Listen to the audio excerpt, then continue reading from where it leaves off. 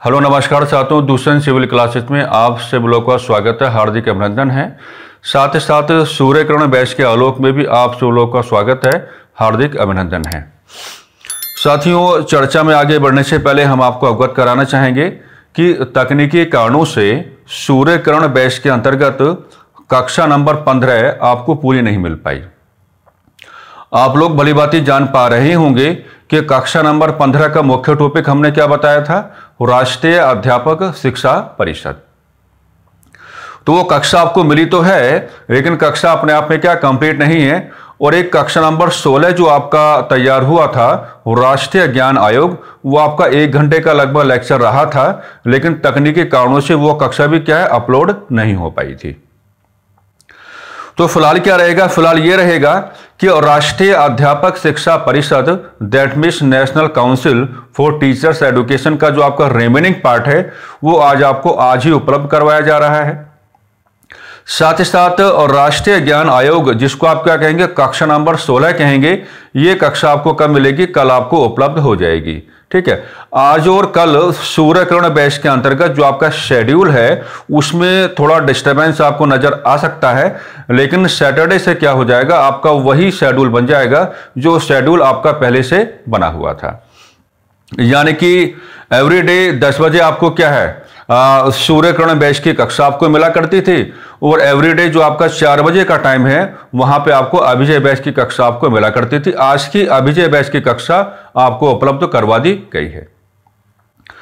देखिए, तकनीक के कारणों से कई बार इस प्रकार की खामियां और कई बार इस प्रकार के असुविधाओं का सामना हमको करना पड़ता है, फिर भी हम लोग क्षमा प्रार्थी हैं। आप लोगों को कक्षा नंबर 15 के संदर्भ में और आप लोगों को कक्षा नंबर 16 के संदर्भ में जिन असुविधाओं का सामना करना पड़ा है, उन असुविधाओं के संदर्भ में हम सभी लोग दुष्यंत सिविल क्लासेस की ओर से आपसे क्षमा प्रार्थी हैं।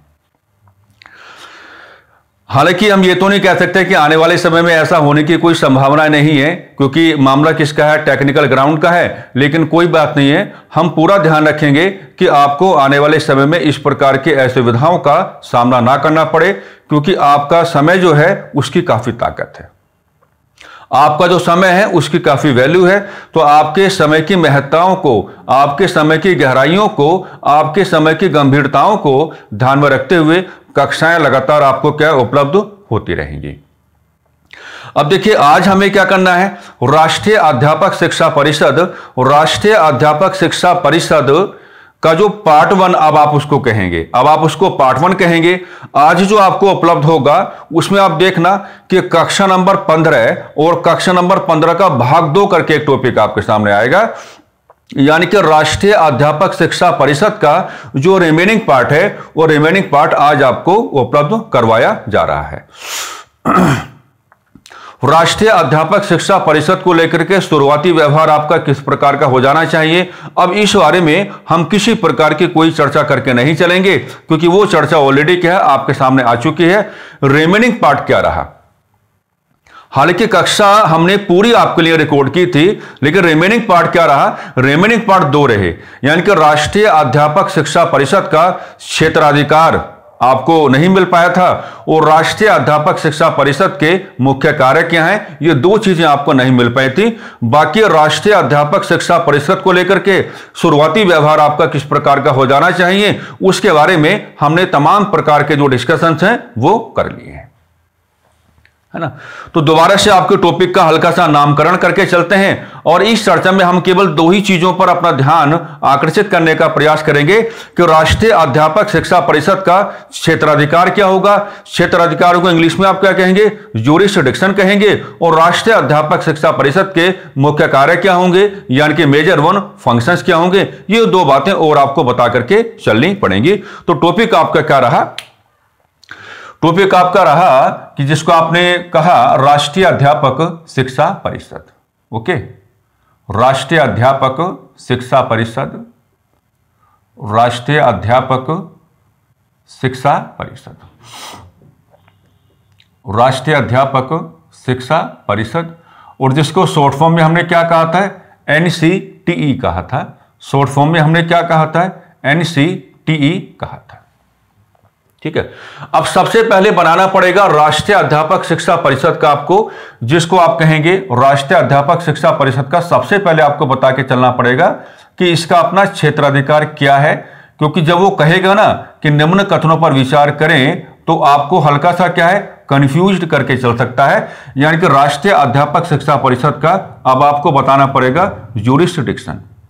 राष्ट्रीय अध्यापक शिक्षा परिषद का अब आपको क्या बताना पड़ेगा, ज्यूरिसडिक्शन आपको बताना पड़ेगा। अब क्षेत्राधिकार का मामला क्या होगा, क्षेत्राधिकार को कैलकुलेट करने का तरीके हम ऑलरेडी आपको बता चुके हैं। यानी कि आप क्या बनाएंगे, आप एक ट्रायंगल बनाएंगे और इस ट्रायंगल में जो आपका भारतीय शिक्षा व्यवस्था है, भारतीय शिक्षा व्यवस्था को आधार बना करके आप क्या है अलग अलग प्रकार की जो लेयर्स हैं उनको आप बनाने का कार्य करेंगे। सबसे पहले मेरे प्यारे साथी क्या दिखा के चलेंगे, सबसे पहले मेरे प्यारे साथी दिखाएंगे pre primary education. Pre primary education सबसे पहले आप लोग लेकर के चलेंगे। इसके बाद का जो लेयर आप बनाएंगे उसको आप क्या कहेंगे, प्राइमरी एडुकेशन कहेंगे। क्या कहेंगे, प्राइमरी एडुकेशन आप उसको कहेंगे, प्राइमरी एडुकेशन आप उसको कहेंगे। इसके बाद का लेयर जो आप बनाएंगे उसको आप क्या कहेंगे, सेकेंडरी एडुकेशन आप कहेंगे। क्या कहेंगे भाई, सेकेंडरी एडुकेशन आप कहेंगे। और सबसे लास्ट वाला जो इसमें लेयर आपको बनाना पड़ेगा क्षेत्राधिकार को बताने के उद्देश्य से, तो सबसे लास्ट वाला आपको क्या बताना पड़ेगा, सीनियर सेकेंडरी। आप लोग क्या कहेंगे, सीनियर सेकेंडरी एडुकेशन आप लोग यहां पर कहने का प्रयास करेंगे। सीनियर सेकेंडरी एडुकेशन आप लोग क्या यहां कहने का प्रयास करेंगे। तो देखो हो सकता है कि जो आपका एग्जामिनर है वो राष्ट्रीय अध्यापक शिक्षा परिषद का मामला, हमने आपको क्या बताया था कि राष्ट्रीय अध्यापक शिक्षा परिषद का जो प्रत्यक्ष मामला जुड़ के काम करेगा वो अध्यापकों के साथ जुड़ के काम करेगा। यानी कि अध्यापकों की खुद की शिक्षा का लेवल क्या होना चाहिए, उनके अध्यापन का कौशल क्या होना चाहिए, कुछ इस प्रकार की बातें आपने क्या है राष्ट्रीय अध्यापक शिक्षा परिषद के अंतर्गत पार्ट 1 में आपने कर ली है। तो आपको यह बता करके चलना पड़ेगा कि अगर राष्ट्रीय अध्यापक शिक्षा परिषद भारतीय शिक्षा व्यवस्था को आधार बनाते हुए जो अध्यापक गण है, जो शिक्षक गण है, उनकी एडुकेशन को कैलकुलेट कर रहा है कि उनकी शिक्षा का स्तर क्या होना चाहिए, उनकी शिक्षा कितनी व्यवस्थित होनी चाहिए, उनकी शिक्षा कितनी व्यवहारिक होनी चाहिए, उनकी शिक्षा कितनी वैज्ञानिक होनी चाहिए, तो फिर इसका जुड़ाव आप कहां करके चलेंगे। तो आप देख पा रहे हैं कि इसका जो आप जुड़ाव करके चलेंगे तो इसके जुड़ाव के लिए प्रॉपर क्या है, एक ट्रायंगल आपको बना करके चलना पड़ेगा। इसका जुड़ाव जिसको हम कहेंगे क्षेत्राधिकार, कि प्री प्राइमरी एडुकेशन के साथ आप लेके चलेंगे, प्राइमरी एडुकेशन के साथ आप लेके चलेंगे, सेकेंडरी एडुकेशन के साथ आप लेके चलेंगे और सीनियर सेकेंडरी एडुकेशन के साथ आप लेके चलेंगे। और आप ये बताने की बात करेंगे कि भारतीय शिक्षा व्यवस्था के ये जो आपके विभिन्न प्रकार की परतें आपको दिखाई पड़ रही है, यहां पर जो अध्यापकों का व्यवहार होगा वो कितना व्यवस्थित हो जाना चाहिए, इसके संदर्भ में राष्ट्रीय अध्यापक शिक्षा परिषद को अपना कार्य करना है। अब वो क्या करेगा, वो कहेगा आपसे कि निम्न कथनों पर विचार करो और राष्ट्रीय अध्यापक शिक्षा परिषद का जो क्षेत्राधिकार है उसको कहां जोड़ने की बात करेगा, या तो यूनिवर्सिटी एडुकेशन के साथ जोड़ने की बात करेगा या हायर एडुकेशन के साथ जोड़ने की बात करेगा। तो अगर वो राष्ट्रीय अध्यापक शिक्षा परिषद के क्षेत्राधिकार को यूनिवर्सिटी एडुकेशन के साथ जोड़ने की बात करे या हायर एडुकेशन के साथ जोड़ने की बात करे तो बस वहीं पर क्या आ गया, आपका एरर आ गया। वहीं पर क्या आ जाएगा, आपका प्रॉपर एरर आपका आ जाएगा। तो ये आपको बताना आना चाहिए कि क्षेत्राधिकार ऐसा नहीं है कि ये चर्चा हल्की चर्चा कुछ नहीं है साथियों, क्योंकि आजकल आप देख पा रहे हैं कि सवालों की जो भाषाएं हैं वो थोड़ा विचित्र प्रकार की बन के आपके सामने आ रही हैं। तो इस प्रकार के जो आपके ट्रायंगल्स हैं वो आपको बनाने आने चाहिए। और आपको मैंने पार्ट 1 में अच्छे से बता रखा है कि यह बात आप कहेंगे कि भारतीय शिक्षा व्यवस्था का जो मामला है, भारतीय शिक्षा व्यवस्था की जो परतें हमने आपको ये बताई हैं, इन परतों को, इन लेयर्स को आप क्या कहेंगे, राष्ट्रीय अध्यापक शिक्षा परिषद का क्षेत्राधिकार आप कहेंगे पहली बात। और यहीं पर जो आपके अध्यापक हैं उनके बारे में आपको डिस्कशन करना, जो हम अभी आपको बता रहे थे कि जो अध्यापक गण है उनकी स्वयं की शिक्षा कितनी व्यवहारिक हो, कितनी वैज्ञानिक हो, या उनका जो अध्यापन है वो कितना व्यवहारिक हो या कितना क्या हो, वैज्ञानिक हो जाए। कुछ इस प्रकार की बातें क्या है आपको करके चलनी पड़ेंगी। अब देखिए, जैसे हमने कहा शॉर्ट फॉर्म में लिख लेते हैं, पूरा आप क्या कहते हैं, राष्ट्रीय अध्यापक शिक्षा परिषद आप कहते हैं, और शॉर्ट फॉर्म में आप क्या कहते हैं, national council for teachers education, यानी कि टॉपिक आपका क्या बन के आता है, NCTE आपका क्या है, ये टॉपिक बन के आपका आता है ना। अब देखिए, जब ये टॉपिक आपका बनकर आता है तो इस व्यवस्था के आपको क्या बताने पड़ेंगे, अब थोड़ा मुख्य कार्य आपको बता करके चलने पड़ेंगे, मुख्य कार्य यहां पर आपको बता करके चलने पड़ेंगे, यानी कि इसके मेजर फंक्शंस क्या होंगे, इसके मेजर फंक्शंस क्या होंगे, मेजर फंक्शंस क्या होंगे, मेजर फंक्शंस क्या होंगे। और जब आप ऐसा व्यवहार किया करो तो किताबें दुनिया भर के बिंदु आपके सामने रखती हैं, तो दुनिया भर के जो बिंदु है ना वो आपके लिए कारगर साबित नहीं होते। टॉपिक की जो टॉपिक क्या है, विषय वस्तु है, उसकी मांग क्या है, उसकी मांग यह है कि अध्यापकों का व्यवहार है ना, हमने क्या कहा, अध्यापकों का व्यवहार कितना व्यवस्थित हो, कितना अनुशासित हो, कितना वैज्ञानिक हो, कितना सरल हो, है ना। और जितना ये अच्छा हो जाएगा उतना ही उसका क्या अध्यापन भी अपने आप पे क्या हो जाएगा, अच्छा हो जाएगा। तो अगर हम ये मुख्य कार्य की बात करेंगे तो मुख्य कार्य उसी हिसाब से तैयार किए जाते हैं जैसे किसी भी विषय वस्तु की मेजर डिमांड आपके सामने आती है, या सारा ध्यान आपको अध्यापक जो आपके अध्यापक हैं उनके बारे में आपको क्या लेकर के आना पड़ेगा, यानी कि टीचर्स को ही आपको अच्छे से क्या है कैलकुलेट करके कुल मिलाकर के यहां पर चलना है। एक बात हम बताते हैं कि जब आप सबसे पहला कार्य बताएं, शुरुआत कहां से हो। अच्छी बात यह भी रहेगी कि शुरुआत कहां से हो, तो शुरुआत यहां से हो, आप कहेंगे कि संपूर्ण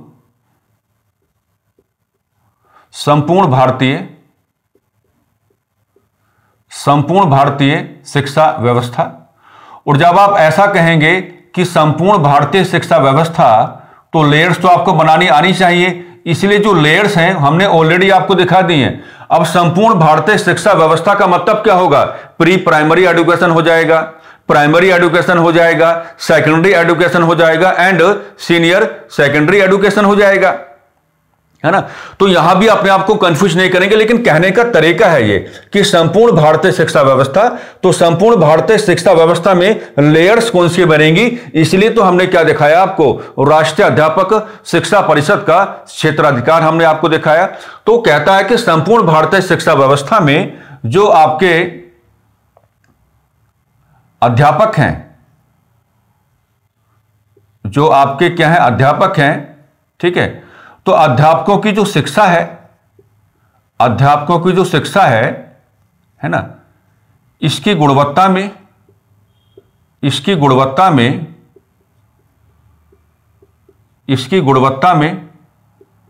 सुधार कैसे लाया जाए,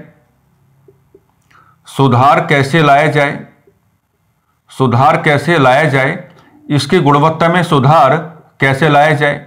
अब सीधी सी बात है कि अगर NCTE का मुख्य कार्य यह बताया जा रहा है ना, कि अध्यापक जो है उनकी शिक्षा की जो गुणवत्ता है, उनकी शिक्षा की जो क्वालिटी है, उसमें आप सुधार कैसे लाएंगे, तो भाई सुधार जो आप लेकर के आएंगे तो इसके लिए क्या है, इसके लिए नीतियों की आवश्यकता पड़ेगी। हम ऐसा लिख सकते हैं, इसके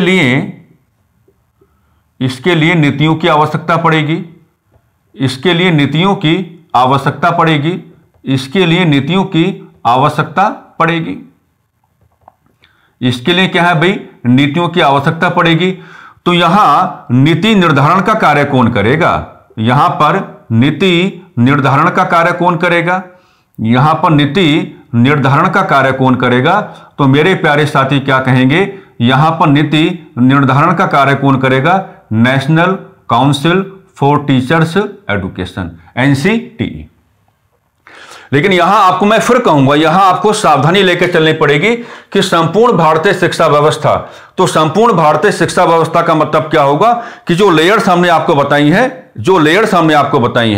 है ना, वहां पर आप अध्यापक की शिक्षा का मामला लेकर चलेंगे, और इस शिक्षा की गुणवत्ता में आप सुधार कैसे लेके आएंगे, तो शिक्षा की गुणवत्ता में सुधार आप लेके आएंगे तो आपको लगातार क्या है, पॉलिसीज आपको बनानी पड़ेंगी, यानी कि नीतियों को आपको तैयार करना पड़ेगा।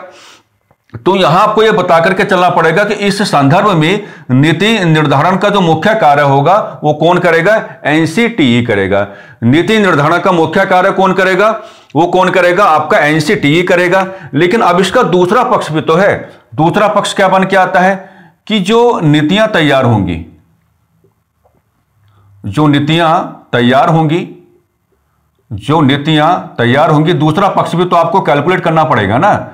जो नीतियां तैयार होंगी, है ना, इनके संदर्भ में, वो ये भी कहना चाहता है कि इनके संदर्भ में संपूर्ण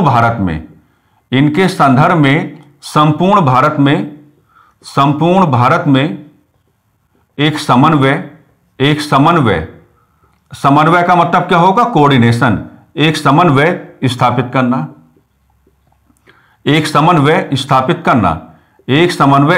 करना। यह बात भी आपको यहीं पर जोड़ के चलनी पड़ेगी कि जो नीतियां तैयार होंगी, इन नीतियों के संदर्भ में क्या है? संपूर्ण भारत में आपको क्या है? एक प्रॉपर जो कोऑर्डिनेशन है, एक जो व्यवस्थित आपका समन्वय है, वो आपको स्थापित करके चलना पड़ेगा। कुल मिलाकर के मामला क्या बनना है? कुल मिलाकर के मामला यह बनना है कि जो नीतियां आप बनाने की बात करेंगे, ऐसे बना लेते हैं, जो नीतियां आप बनाने की बात करेंगे, इन नीतियों को लेकर के जो आपका केंद्र है और जो आपके क्या राज्य हैं, जो आपका केंद्र है और जो आपके राज्य हैं, और एक और क्या बन जाएगा आपका? राज्य बन जाएंगे। एक और क्या बन जाएगा आपका? राज्य बन जाएंगे। राज्य आपके बन जाएंगे। तो कुल मिलाकर के हम आपको ये समझाने की बात कर रहे हैं कि जो यहां पर यह कहा गया कि जो नीतियां तैयार होंगी, इनके संदर्भ में संपूर्ण भारत में हम एक प्रॉपर कोऑर्डिनेशन एस्टैब्लिश करके चलेंगे। तो यहां पर जो प्रॉपर कोऑर्डिनेशन का मामला बनता है वो ऐसे बनता है कि केंद्र और राज्य के बीच भी क्या है? समन्वय स्थापित होगा। क्या केंद्र और राज्य के बीच में क्या है? एक समन्वय स्थापित होगा। एक समन्वय स्थापित करने का कार्य किया जाएगा और राज्यों के बीच भी क्या है? एक कोऑर्डिनेशन क्या है? इस्टेब्लिश करने का कार्य किया जाएगा। यानी कि यहां पर जो भारतीय शिक्षा व्यवस्था को आधार बना करके जो हमने एजुकेशन के डिफरेंट लेयर्स बनाई हैं, उसमें हम आपको यह समझाने की कोशिश कर रहे हैं कि केंद्र अपनी मनमानी नहीं करेगा, राज्य अपनी मनमानी नहीं करेगा, या एक राज्य अपनी मनमानी नहीं करेगा, दूसरा राज्य अपनी मनमानी नहीं करेगा। तो ये एनसीटीई को ही सुनिश्चित करके चलना पड़ता है कि जो अध्यापक गण हैं उनकी शिक्षा की गुणवत्ता में आप सुधार कैसे लाएंगे। जाहिर सी बात है कि आपको दुनिया भर की नीतियां तैयार करनी पड़ेंगी, क्योंकि नीति निर्धारण का जो मुख्य कार्य होगा वो तो आप ही लोगों का होगा। अब नीतियां तैयार तो होंगी, लेकिन इनके संदर्भ में बिखराव नहीं होना चाहिए ना। अगर जो नीतियां आपने तैयार की हैं, अगर उनके संदर्भ में बिखराव का धरातल देखा जाएगा तो कहानी अपने आप ही क्या हो जाएगी? नेगेटिव हो जाएगी। तो वो जो कहता है कि नीतियां तैयार होंगी, लेकिन इनके संदर्भ में संपूर्ण भारत में हम एक कोऑर्डिनेशन एस्टैब्लिश करके चलेंगे, यानी कि केंद्र और राज्य इनके बीच भी क्या है? एक समन्वय स्थापित होगा और राज्य के बीच भी क्या है? एक समन्वय स्थापित होगा। राज्य के बीच भी क्या है? एक समन्वय स्थापित होगा। हमने पुरानी वाली क्लास में आपको बताया होगा कि national council for teachers education, इसने अपना जो कार्य करना प्रारंभ किया था वो 1973 एडी से अपना कार्य प्रारंभ कर दिया था इसने। हमने आपको यह भी बताया होगा कि उस समय जो इसका मुख्यालय रहा करता था वो कहां पे था? वो जो आपका एनसीईआरटी की जो बिल्डिंग है उसी के अंदर क्या है? इसका मुख्यालय कभी रहा करता था। लेकिन आप एक बात देखो, है ना, इस तरह के जो कंपैरिजन्स हैं वो करने आपको आने चाहिए। हमारे यहां पर जो एजुकेशन है वो 1976 तक किसका विषय रहा? राज्य सूची का विषय रहा। लेकिन 42वें संविधान संशोधन अधिनियम 1976 में यानी कि 1973 के बाद, यानी कि एनसीटीई के अस्तित्व में आने के बाद 42वें संविधान संशोधन अधिनियम 1976 के माध्यम से शिक्षा को समवर्ती सूची में डाल दिया गया। समवर्ती सूची में डालने का मतलब क्या होगा कि केंद्र और राज्य दोनों मिलकर कानून बनाएंगे और ऐसे कानूनों के संदर्भ में केंद्र और राज्य के बीच में क्या है? कोऑर्डिनेशन आ जाना चाहिए। तो टेक्निकली ये बात अपने आप में प्रमाणित हो रही है कि अगर एनसीटीई का मेन फंक्शन आप ये भी बताते हैं कि अध्यापक गण जो हैं उनकी शिक्षा की गुणवत्ता कैसी होगी, इसके लिए जो आपको अलग अलग प्रकार की नीतियां बनानी पड़ेंगी, आप नीतियां बनाने का कार्य करेंगे। लेकिन नीतियों के संदर्भ में क्या होगा, आपको क्या है, एक संपूर्ण भारत के संदर्भ में क्या है, एक समन्वय आपको लेकर के चलना पड़ेगा। और वो समन्वय कैसे आएगा, देखिए वही कहानी हम आपको बता रहे थे कि केंद्र और राज्यों के बीच भी, क्या कहा हमने, केंद्र और राज्यों के बीच भी तथा राज्यों के बीच भी, और टेक्निकल तौर पर भी आपको प्रमाणित करा के दिखा दिया है कि इसका अस्तित्व 1973 में आपके सामने आया। और उसके बाद क्या हुआ, 42वां संविधान संशोधन 1976 आपके सामने आया। तब तक शिक्षा जो है वो राज्य सूची का विषय था, लेकिन 42वें संविधान संशोधन अधिनियम 1976 के माध्यम से शिक्षा को संवर्धित सूची में डाल दिया गया। यानी कि एक ग्राउंड ऑफ कोऑर्डिनेशन अपने आप ही आपके सामने आ रहा है। एक ग्राउंड ऑफ कोऑर्डिनेशन क्या है, अपने आप ही आपके सामने आ रहा है। फंक्शन में दूसरा ग्राउंड आप क्या जोड़ेंगे, क्योंकि मामला क्या है कि जो आपके अध्यापक गण हैं,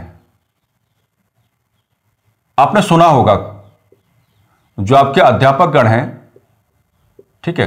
देखिए अध्यापक गण का मतलब क्या, इनके साथ क्या जोड़ो, ज्ञान का धरातल जोड़ो। क्या जोड़ो, ज्ञान का धरातल जोड़ के चलो, ठीक है। और देखो अपना यहां पर कोई मनमाना व्यवहार मत करना, आप यही मान के चलेंगे कि अध्यापक का मतलब क्या है कि उसके पास ज्ञान है। आप यही मान के चलो कि अध्यापक का मतलब क्या है कि उसके पास क्या है, ज्ञान है।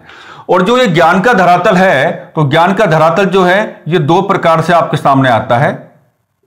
एक को हम कहते हैं सैद्धांतिक और एक को हम क्या कहते हैं, व्यवहारिक।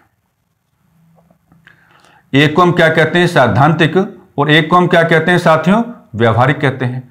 अब आप थोड़ा कंफ्यूज हो रहे होंगे, लेकिन हम आपको समझाते हैं। आपने सुना होगा, आपने खुद भी कहा होगा किसी के बारे में कि भाई ये जो व्यक्ति है एक अपने आप में नॉलेजेबल पर्सन है ना, कहा होगा आपने, या किसी के बारे में सुना होगा कि ये व्यक्ति जो है अपने आप में क्या है, काफी नॉलेजेबल पर्सन है, लेकिन इसकी बातें कहां से निकल जाती हैं, सर के ऊपर से निकल जाती हैं। यहां बहुत सारे लोग आपको ऐसे दिखाई पड़ेंगे और जो अध्यापन के क्षेत्र में ही हैं, उनके पास अच्छा ज्ञान है, लेकिन जो अपने ही ज्ञान का प्रस्तुतिकरण अपने विद्यार्थियों के समक्ष रखने का कार्य करते हैं, तो कई बार ऐसा हो जाता है कि उनकी बातें उन्हीं के जो विद्यार्थी हैं उनके सर के ऊपर से निकल के चली जाती हैं।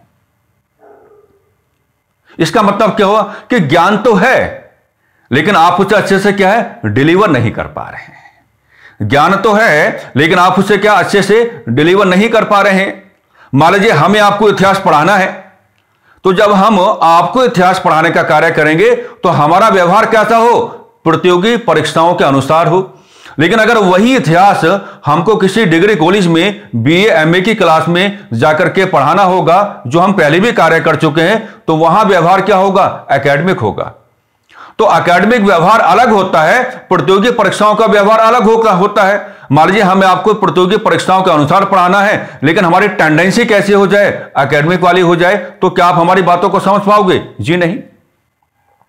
या अगर हमें किसी डिग्री कॉलेज में जाकर के बीए एमए वाले विद्यार्थियों को पढ़ाना है और वहां हमारी टेंडेंसी कैसे हो जाए, प्रतियोगी परीक्षाओं पर आधारित हो जाए, तो क्या हम उनके साथ न्याय कर रहे हैं, जी नहीं।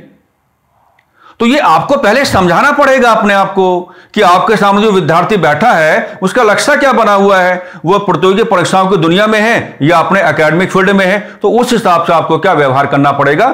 तो अध्यापक के पास ज्ञान तो होता है, लेकिन इसके भी दो एस्पेक्ट आपको मिलते हैं।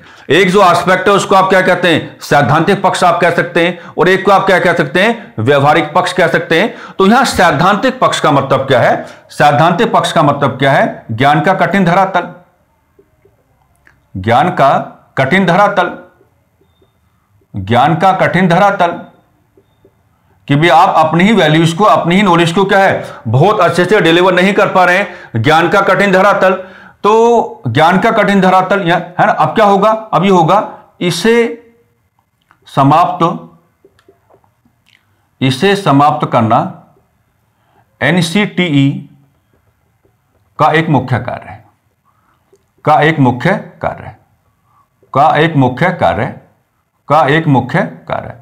है ना। यानी कि एनसीटीई चाहता है कि हमें चाहे कितने भी ऐसे कार्यक्रम चलाने पड़े, हमें चाहे कितने भी ऐसे कार्यक्रम चलाने पड़े ताकि हम जो अध्यापक गण है उनके ज्ञान का जो सैद्धांतिक पक्ष है, जिसे हमने ज्ञान का कठिन धरातल कहा है, हमें चाहे कितने भी कार्यक्रम चलाने पड़े या कितने भी कार्यक्रमों का सुझाव सरकारों को क्यों ना देना पड़े, लेकिन हम चाहते हैं कि ये क्या हो जाए, व्यवहारिक हो जाए, ये क्या हो जाए, व्यवहारिक हो जाए, ये क्या हो जाए, समाप्त हो जाए। व्यवहारिक का मतलब क्या है? ज्ञान का आसान धरातल। व्यवहारिक का मतलब क्या है? ज्ञान का आसान धरातल। व्यवहारिक का मतलब क्या? ज्ञान का आसान धरातल। ज्ञान का आसान धरातल। और इसका फाइनली मतलब क्या हुआ? इसका फाइनली मतलब क्या हुआ? जिसको हम कहेंगे कि विद्यार्थियों की समझ के योग्य, विद्यार्थियों की समझ के योग्य, विद्यार्थियों की समझ के योग्य, विद्यार्थियों की समझ के योग्य। तो ये भी अपने आप में क्या बनेगा?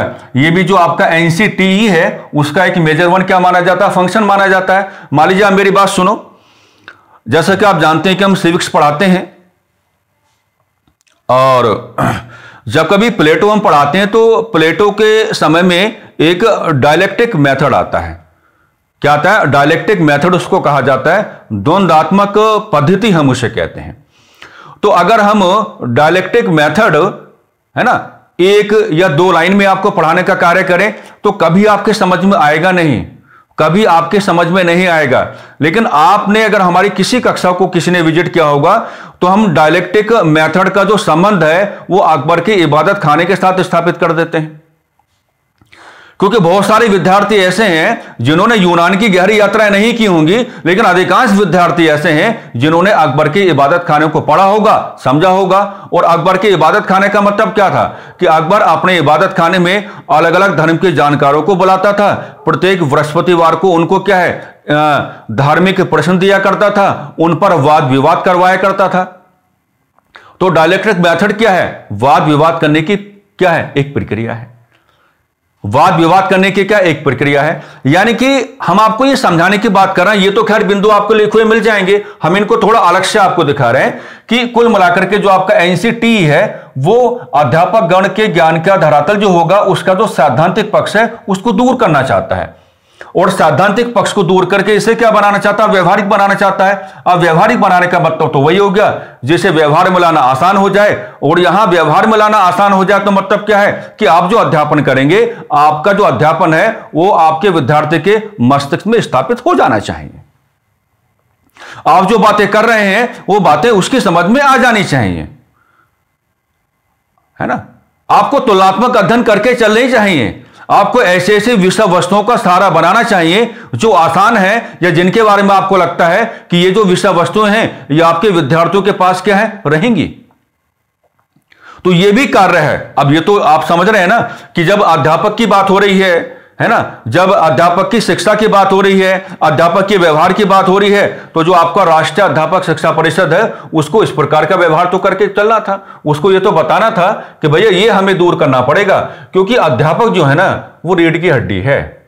हमने पहले भी आपको कहा कि अध्यापक और किताबें ये रीढ़ की हड्डी हैं। जितना आप इन पे काम करके चलोगे उतना ही क्या हो जाएगा, अच्छा रहेगा। उतना ही क्या हो जाएगा, विद्यार्थियों को या शिक्षा व्यवस्था को क्या है नाना प्रकार की क्या है सुविधाओं का सामना करना पड़ेगा और ऐसी सुविधाएं अपने आप ही क्या दूर होती रहेंगी। अब मामला क्या बनेगा? मामला यह बनेगा कि जो अध्यापक गण है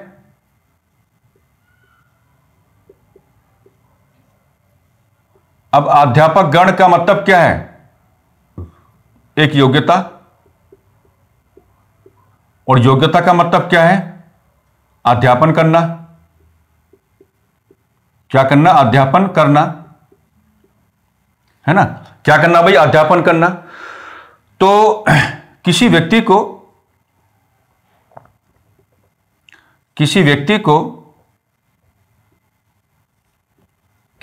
को अध्यापन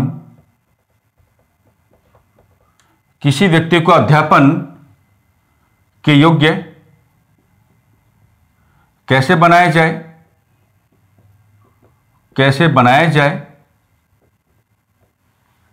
इसके लिए शिक्षा इसके लिए शिक्षा प्रोग्रामों को तैयार करना, इसके लिए शिक्षा प्रोग्रामों को तैयार करना, है ना। जैसे उदाहरण के तौर पर आप क्या ले सकते हैं, बीएड आप ले सकते हैं। जैसे उदाहरण के तौर पर क्या ले सकते हैं आप, बीएड आप ले सकते हैं, है ना। आपने कभी ऑब्जर्व किया, हम जो भी कक्षाएं आपको पढ़ाते हैं, हम बोर्ड पर क्या है, शुरुआत में इधर से लिखना शुरू क्यों करते हैं? कभी सोचा? यह भी तरीका है, यह भी अध्यापन का एक तरीका है। हालांकि हम पहले ही बता रहे हैं, हमने बीएड वगैरह कुछ नहीं किया हुआ है, लेकिन यह अध्यापन का तरीका है कि जब आप बोर्ड पे इधर से लिखना शुरू करते हैं तो आप जो लिखते हैं ना वो कभी दबता नहीं है। आप इधर से लिखना शुरू करेंगे और इधर की ओर आप बढ़ने का प्रयास करेंगे तो जो भी आप लिख रहे हैं ना वो आपके विद्यार्थियों के समक्ष अपने आप क्या स्पष्ट रूप से आता रहेगा। और जब आप इधर से लिखना शुरू करेंगे तो आप इधर की ओर बढ़ेंगे और जैसे आप लिख रहे हैं वो अपने आप ही क्या दबता हुआ चला जाएगा। लोगों को इस पर भी ध्यान देने की आवश्यकता होती है ना। कल के दिन मान लीजिए अगर आप में से कोई केवीएस का एग्जाम देगा, वह इंटरव्यू होगा, वह पढ़वाते हैं वो लोग, या मान लीजिए आपने यूजीसी नेट का एग्जामिनेशन दिया है ना, अगर आप किसी डिग्री कॉलेज में इंटरव्यू देने बाद में जा रहे हैं या पीएचडी में एडमिशन के लिए आप इंटरव्यू देने बाद में जा रहे हैं, है ना, तो फिर क्या होता है, फिर वो पढ़वाते हैं वहां पर। और जब वो पढ़वाते हैं तो फिर आपको ये सारी चीजें बताकर के मतलब आना चाहिए। अगर आप इधर से लिखने के प्रयास करेंगे तो इधर से लिखते हो, जब आप इधर बढ़ेंगे तो क्या होगा, आपका जो लिखा है सब कुछ दबता रहेगा। और जब आप इधर से लिखने का प्रयास करेंगे तो जो आप लिख रहे हैं सब क्या है, विद्यार्थियों के सामने ओपन रूप से आता रहेगा, है ना। तो ये सब कुछ आपको बीएड में सिखाया जाता होगा, वैसे बिल्कुल सिखाया जाता होगा, क्योंकि उतना तो हर किसी के लिए बताना संभव है कि बीएड का काम ही ये है कि किसी व्यक्ति को, किसी व्यक्तित्व को आप अध्यापन के योग्य बना रहे हैं। दुनिया भर की वो चीजें आपको समझा करके चलता है ये बीएड वाला जो शिक्षा कार्यक्रम है, कि कैसे आप अध्यापन करेंगे, कैसे विद्यार्थी की मानसिकता को आप समझेंगे, उसकी पीड़ा को आप कैसे समझेंगे। इस क्लास को बहुत सारे विद्यार्थी ऐसे देखेंगे जिनके बारे में हम एक बार बताना चाहेंगे। हमने क्लास में अगर किसी विद्यार्थी को जुकाम या बुखार भी है ना, हम उसको देख करके बता दिया करते थे कि आपको जुकाम हो रखा है या आपको बुखार हो रखा है या आप किसी परेशानी में हैं, क्योंकि यही अध्यापन का मतलब है। ऐसा नहीं कि आप आए और आप कुछ पढ़ा करके चले गए। आपको यह भी देखना पड़ता है कि आपका कोई विद्यार्थी किसी मतलब मैं कहना चाहूंगा कि किसी ऐसी परिस्थिति से तो नहीं गुजर रहा है जो परेशानी वाली है। वो आया तो है क्लास में, लेकिन अगर वो परेशान है, वो अगर किसी दुविधा में है तो पढ़ नहीं पाएगा, उसको क्या होगी, दिक्कत होगी। तो मैंने कहा कि ये कोऑर्डिनेशन लाना पड़ता है, इसका कल के दिन आपको भी क्या इस्तेमाल करके चलना पड़ेगा। वही बात हम आपको यहां पे बता रहे हैं कि अध्यापक गण के पास योग्यता क्या है, अध्यापन करना। अब किसी व्यक्ति को अध्यापन के योग्य आप कैसे बनाएंगे, इसके लिए आपको दुनिया भर के क्या लाने पड़ेंगे, शिक्षा प्रोग्राम लाने पड़ेंगे। तो शिक्षा प्रोग्राम लाने का काम कौन करेगा यहां पर, एनसीटीई। ठीक, उदाहरण क्या दे सकते हैं, बीएड का आप दे सकते हैं। साथ ही साथ इसमें यह भी कहा जाता है कि मान लीजिए आपने क्या किया, अध्यापक गण है ना, तो अध्यापक गण है ना, यानी कि अध्यापक बनने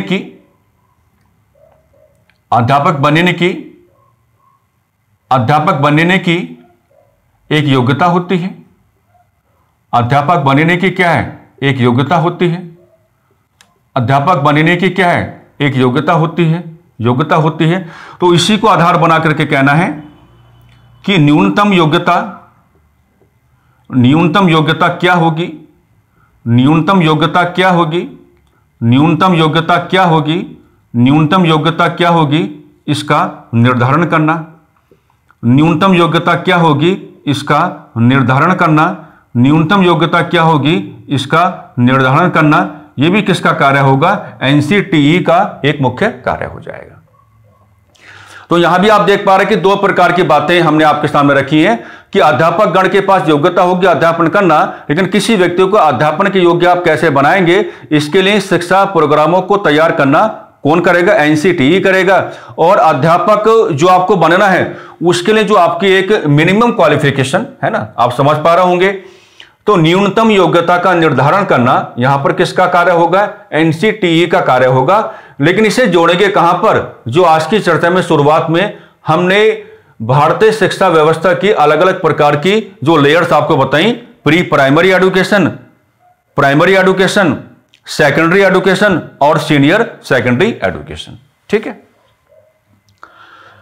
अब देखिए नंबर 6 पे आप ये कह सकते हैं कि अध्यापकों की शिक्षा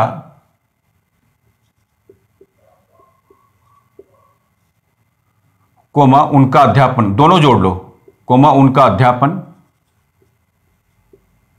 कोमा उनका अध्यापन गुणवत्तापूर्ण हो जाए, गुणवत्तापूर्ण हो जाए, गुणवत्तापूर्ण हो जाए। इसके लिए समय समय पर, इसके लिए समय समय पर नवाचार, नवाचार मतलब आप इसको कह सकते हैं न्यू आइडियाज, न्यू आइडियाज आप इसको कह सकते हैं, इनोवेशन भी कहा जाता है इसको, क्या कहते हैं, इनोवेशन, नवाचार का प्रस्तुतिकरण करना, नवाचार का प्रस्तुतिकरण करना, नवाचार का प्रस्तुतिकरण करना। जैसे हम हमेशा कक्षाओं में कहा करते थे कि अगर आप किसी भी विषय वस्तु को पहली बार पढ़ेंगे तो आप उसके बारे में अपने आप को जागरूक करके चलेंगे, लेकिन जब उसी विषय वस्तु को आप लगातार पढ़ते रहेंगे, लगातार उसका रिवीजन करते रहेंगे और लगातार उसको नए नए तरीके से आप समझने का प्रयास करेंगे, तो उसी विषय वस्तु के संदर्भ में आपको अपने आप ही क्या है, नई नई प्रकार की जो जानकारियां हैं वो आपके सामने क्या आती रहेंगी।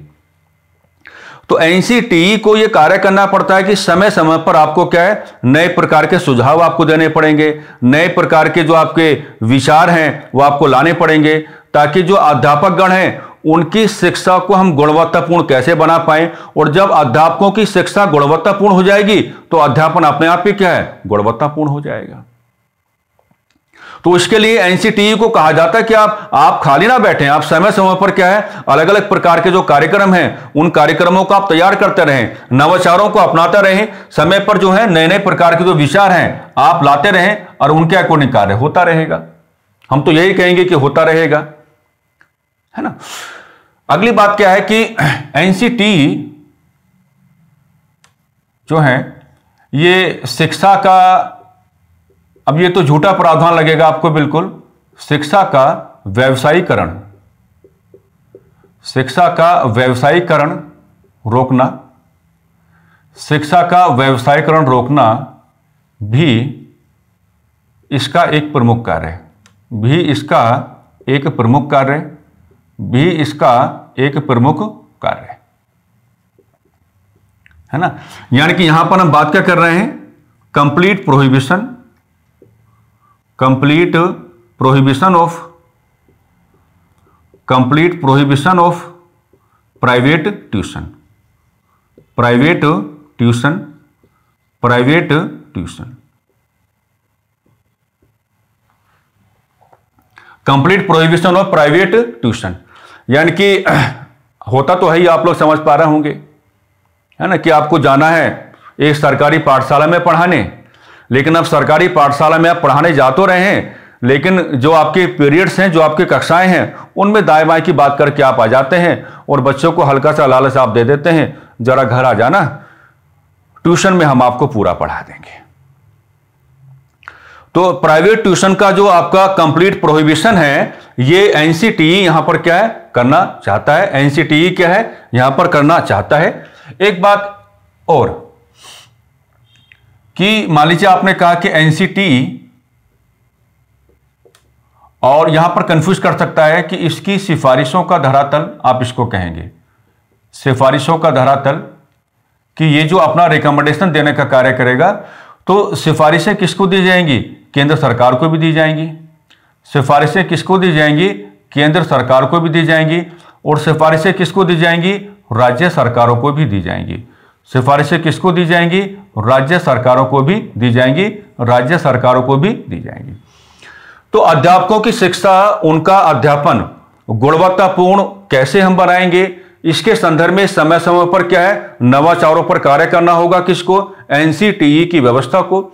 एनसीटीई की जो व्यवस्था है वो शिक्षा का जो व्यवसायीकरण है उसको रोकना चाहता है, प्रमुख उद्देश्य है, रुका तो नहीं है, लेकिन प्रावधान सैद्धांतिक है और सैद्धांतिक तौर पर आप इसको क्या है लेकर के चलने वाले हैं, है ना। एनसीटीई सिफारिशें दोनों को देने का काम करता है कि national council for teachers education का जो आपका रिकमेंडेशन का ग्राउंड है या जो आपके सजेशंस हैं वो किन किन को देने का काम करेगा, सेंट्रल गवर्नमेंट को भी देने का काम करेगा और जो आपकी स्टेट गवर्नमेंट्स हैं उनको भी देने का काम करेगा।